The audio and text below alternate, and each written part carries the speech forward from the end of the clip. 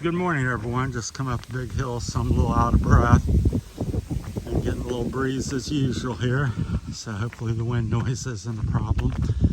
Anyhow, I wanted to speak to you a little bit, a few minutes about native people here in the province life, and I thought I'd do it before I get to the new little house they're building down here, because that's the end or the highlight of the video, I guess. But anyhow, they've been burning the brush, so that's why it's all brown through here. I think they just do that to clear stuff out, but and rejuvenate and be able to see what they're doing there, because otherwise it looks like that. So this side's been burnt out here, which they tend to do in a few places here. So if you see this trail we're on here, to get in and out of here, because there's many people living up in the mountains and hills in the Philippines like this. This is a typical trail in and out of the mountains. Here comes the gentleman now. We'll let him pass as I talk. So, but anyhow, so keep that in mind when you're like going to the store, you're going to the school, you're going to church. Morning, sir. Morning, sir. And now you're building something for your house. You got a new chair that you bought, or table, or whatever it may be. You're trucking it in and out of here, usually by motorcycle or foot or something, or caravel. This is not big enough for a car, and you may be going 5-10 kilometers into the mountains at times, just depends. So keep that in mind as I talk and go around here. So it's a rough, rocky trail, some tricky spots in it at times. This is not too bad. Of course, in the rainy season, which is like 7 months out of the year, you know, you got puddles and mud and slick conditions, and you're on most of them ride like a old Honda road bike style, with very little knobby to street tire on it. Doing all this, and you do this day in and day out. Here they've been harvesting the grass to make things for, or making charcoal or whatever. They cut that and make rubs and do different things with it. So they've been processing all the way down there. There's a charcoal pit down there smoldering right now, so that was cut for charcoal. You can kind of see it just slightly there, kind of smoking. Zoom in on it. Right there. Well, I'd hardly notice that. So down here at the end of the trail, they're building a little native style house. So kind of, the cement ones are hollow block, or more modern. A lot of the times they use just bamboo, which is local, and they harvest it somewhere close and convenient and free. But this one's hollow block and cement. So they've taken each block and put it on their bike probably, and hand carried it, or a few blocks at a time up these hills. And there's much bigger hills. This is just a little rocky one, but you can see how rough it is.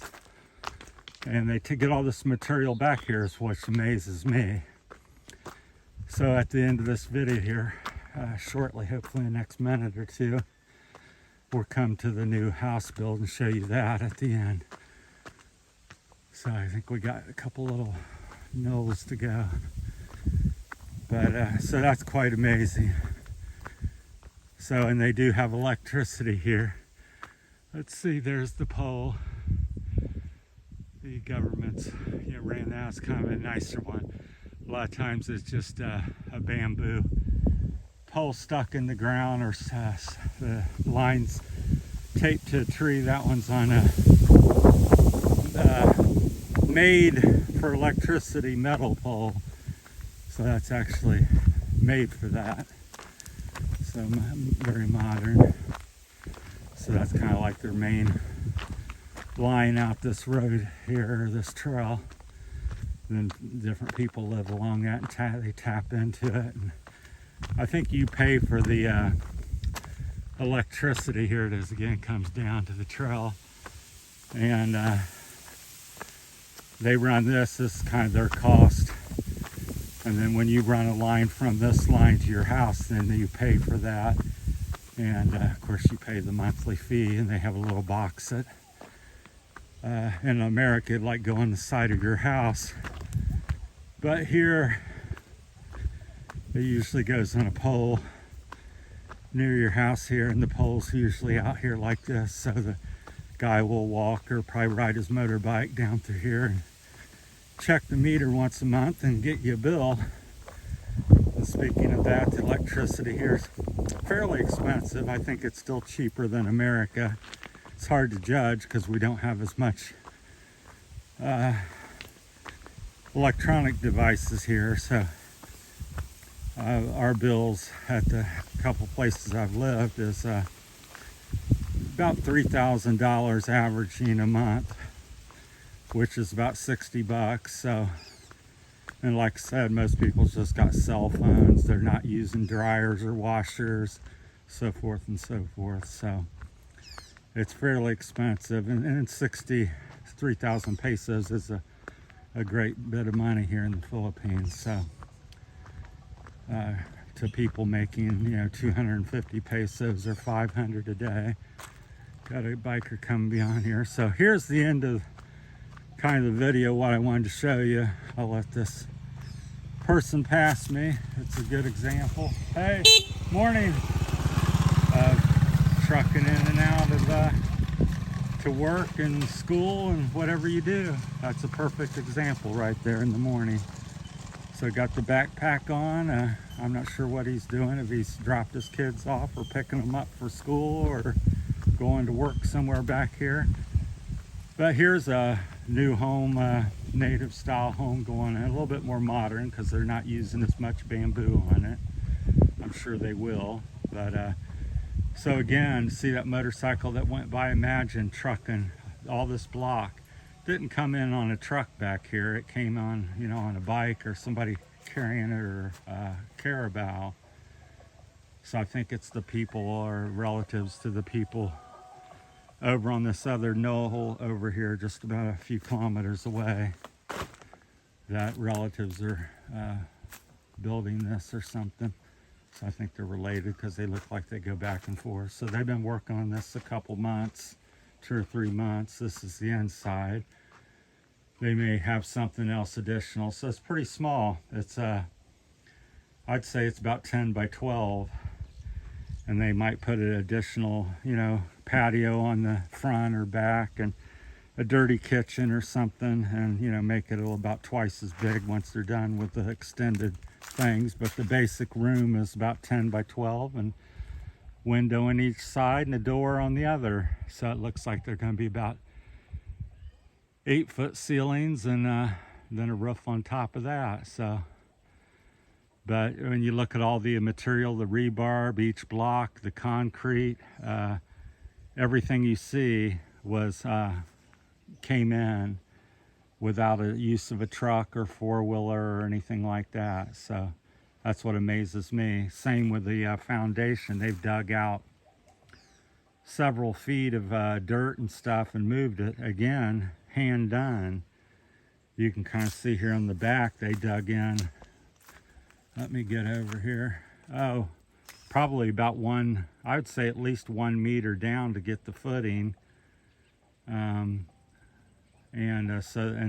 All that was hand dug.